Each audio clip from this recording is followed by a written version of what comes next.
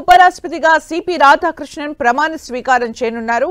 భారత 15వ ఉపరాష్ట్రపతిగా ఎన్నికైన సిపి రాధాకృష్ణన్తో రాష్ట్రపతి ద్రౌపది ముర్ము రాష్ట్రపతి భవన్లో ప్రమాణ స్వీకారం చేయించనున్నారు.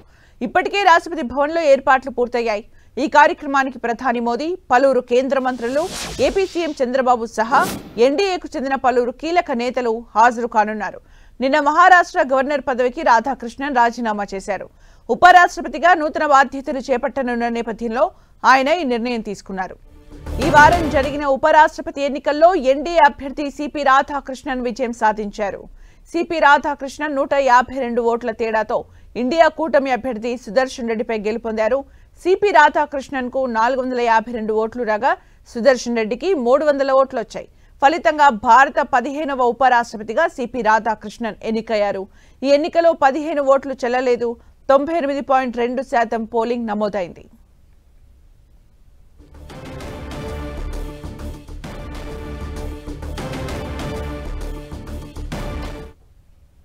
ఇక ప్రమాణ స్వీకారానికి సంబంధించిన మరిన్ని అప్డేట్స్ మా ప్రతినిధి గోపి అందిస్తారు. గోపి, సుమిత్ర 15వ ఉపరాష్ట్రపతిగా మరి కాసేపట్లో సిపి రాధాకృష్ణన్ ప్రమాణ స్వీకారం చేయనున్నారు. ఆయనతో రాష్ట్రపతి ద్రౌపది ముర్ము ప్రమాణ స్వీకారం చేయనున్నారు. రాష్ట్రపతి భవన్ కార్యాలయంలో ఈ యొక్క ప్రమాణ స్వీకారోత్సవ కార్యక్రమం జరగనుంది. దీనికి అన్ని రాష్ట్రాల గవర్నర్లతో పాటు ఎన్డీఏ పాలిత రాష్ట్రాల ముఖ్యమంత్రులు, ఇతర ముఖ్య నేతలంతా కూడా హాజరు కానున్నారు. అయితే ఆయన 152 ఓట్ల మెజారిటీతోటి సుదర్శన్ రెడ్డి పైన గెలిచిన తర్వాత ఆయన మహారాష్ట్ర గవర్నర్గా రాజీనామా చేయడం జరిగింది. ఆ తర్వాత ఆయన ఈరోజు ఉపరాష్ట్రపతిగా ప్రమాణ స్వీకారం చేయనున్నారు. దీనికి నరేంద్ర మోదీ, కేంద్ర మంత్రులు, ఇతర ముఖ్య నేతలంతా కూడా హాజరు కానున్నారు. అయితే ఏదైతే జగదీప్ ధన్కర్ రాజీనామా చేసిన తర్వాత జరిగిన పరిణామాల తర్వాత ఇటు ఇండియా కూటమి కూడా తమ అభ్యర్థిని నిలబెట్టాలంటూ కూడా తెలుగువారైన సుదర్శన్ రెడ్డిని ఎంచుకోవడం జరిగింది. సుదర్శన్ రెడ్డి కూడా బరిలో తాను గెలుస్తానన్న కొంత ధీమా కూడా వ్యక్తం చేయడం జరిగింది. క్రాస్ ఓటింగ్నే జరుగుతుంది అన్న కొంత ఆశాభావం కూడా ఆయన వ్యక్తం చేయడం జరిగింది. అయితే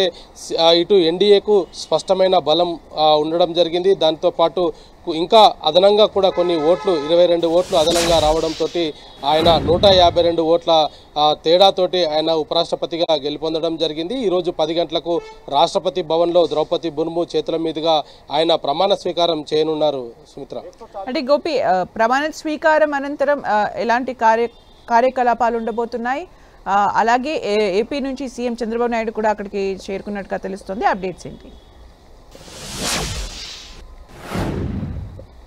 సుమిత్ర, నిన్న నైటే ఏపీ సీఎం చంద్రబాబు నాయుడు ఢిల్లీకి చేరుకోవడం జరిగింది. ఆయన ఈరోజు జరిగే ఈ యొక్క ప్రమాణ స్వీకారోత్సవ కార్యక్రమానికి కూడా హాజరు కానున్నారు. ఇటు తెలుగు రాష్ట్రాలకు సంబంధించిన 2 గవర్నర్లు కూడా ఈ యొక్క ప్రమాణ స్వీకార కార్యక్రమానికి రానున్నారు. అదేవిధంగా ఇతర ఎన్డీఏ పాలిత రాష్ట్రాల ముఖ్యమంత్రులు, ముఖ్య నేతలంతా కూడా ఈ యొక్క ప్రమాణ స్వీకార కార్యక్రమానికి హాజరు కానున్నారు. సిపి రాధాకృష్ణన్ గతంలో బీజేపీలో సుదీర్ఘ అనుభవం ఉన్న వ్యక్తి.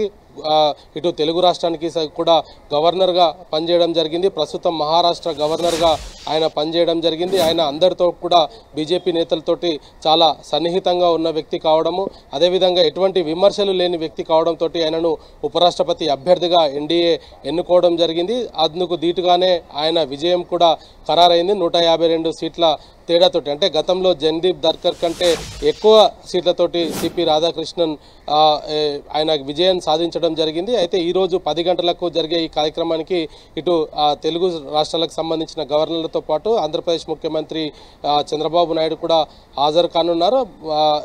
ఈరోజు 10 గంటలకు ఈ కార్యక్రమం ప్రారంభం కానుంది. Thank you Gopi for the updates.